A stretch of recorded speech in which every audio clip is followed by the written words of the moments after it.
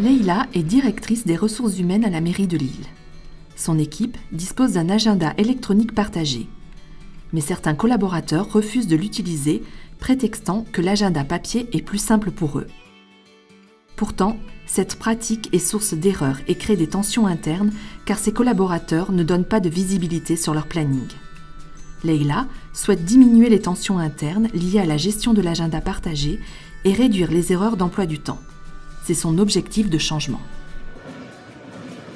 Leïla a sollicité son collègue Yann, responsable de formation, pour qu'il organise une action de formation. Avant de consulter des prestataires, Yann propose à Leïla de valider ensemble l'objectif de formation afin qu'ils partagent une vision de la demande.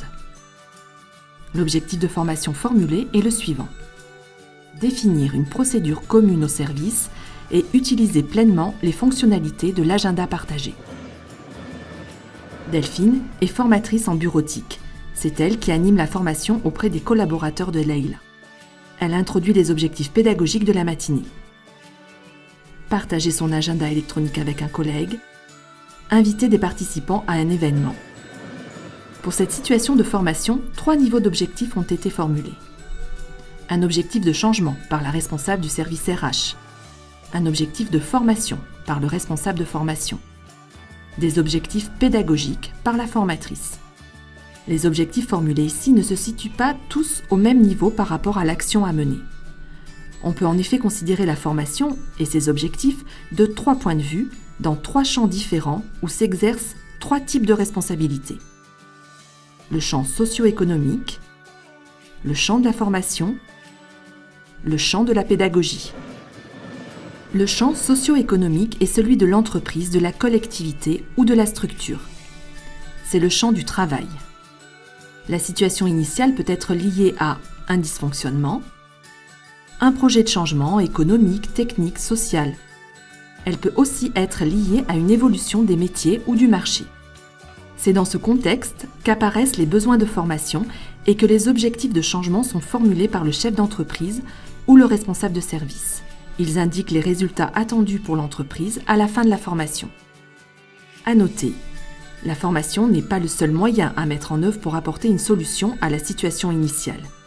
L'achat d'un nouvel équipement, le recrutement ou encore une nouvelle organisation du travail peuvent également être bénéfiques.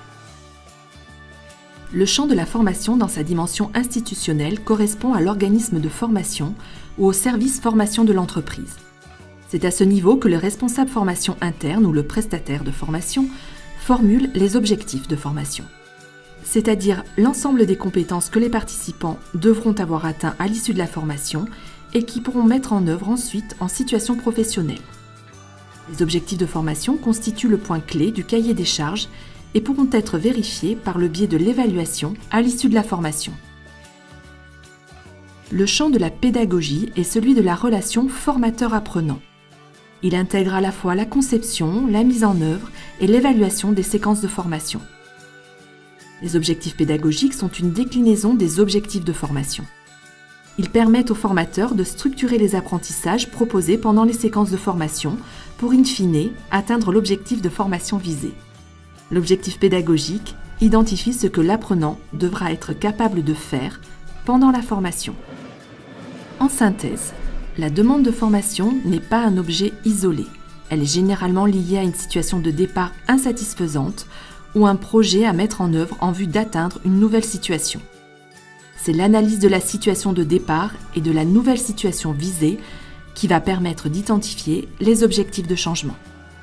Différents moyens pourront être mobilisés pour atteindre la situation visée, comme l'investissement en matériel, l'organisation du travail, les ressources humaines.